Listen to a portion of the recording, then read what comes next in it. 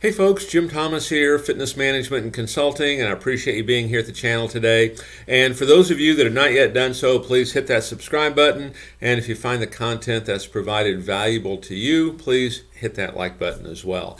Now, our topic for you today, it's 5 ways to supercharge your marketing at your gym. Now, let's jump into it. Let's see what we can do to help you grow the foot traffic into your business. So, number 1, know who you are. What I mean by that is, do you know your brand?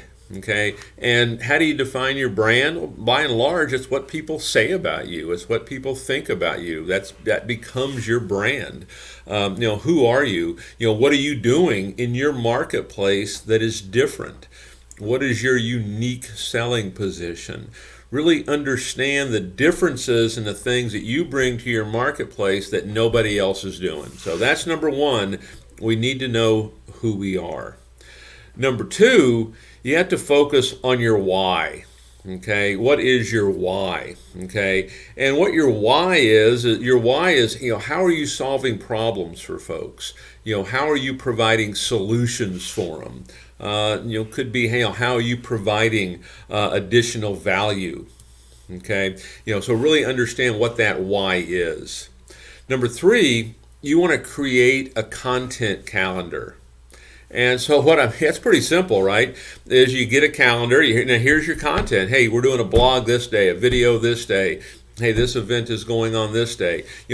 Map this thing out. One of the big problems that I see with so much marketing is we do it kind of by the seat of our pants. There's really not a strategy. We'll do it when we have time. Most folks will even kind of digress to the point, well, hey, I don't think it's really working, so I'm going to stop. And they end up doing only kind of 1 or 2 things. So when you write it down, there's a greater chance this is going to get done. So get that content calendar put together. Number 4, you want to test and measure. Test and measure. So let's kind of talk about some of the things that you can be doing. You've got social media, you've got websites, you've got billboards, you've got radio, you've got door hangers, you've got direct mail, you've got television, you've got Google AdWords. There's a lot of things. Test this stuff. Test different things with different mediums. And what you want to do is monitor, what is your response? Okay, how many calls did we get, or how many inquiries did we get? And what was our cost per inquiry? How many appointments did we set? How many people showed up? What was our cost per show? What was our closing? What was our cost per sale? Because when you start to test and measure this, you may find that something a little bit different is accurate than what you think. Just because you're getting a lot of response on one particular thing doesn't mean it's translating into profitability.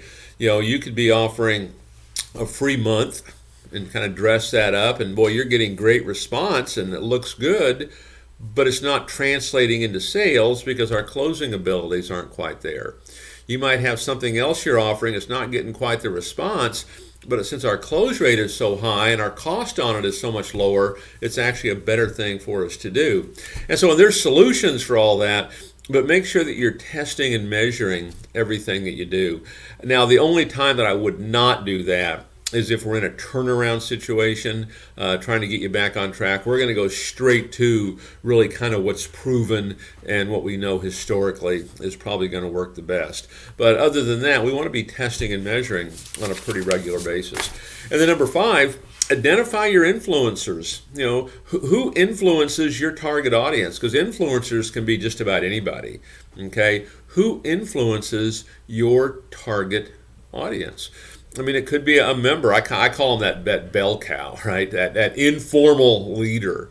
It could be a member of your gym, could be an influencer. They might be a great candidate, to participate in some of your marketing and some of your promotional events. They're going to be someone who's for sure going to influence. It could be a staffer. Could be somebody that really connects well. And certainly other folks, in the community, other businesses, chambers and different things that you do. So know who you are. Know who you are, okay? What makes you unique. Number 2, focus on your why, okay? We want to be solving problems for folks. That's the why.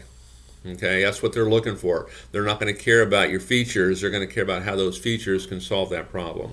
Create a content calendar. Map it out, spell it out, hold yourself accountable, to that calendar. And really it's a marketing plan of action, right? Number 4, test and measure.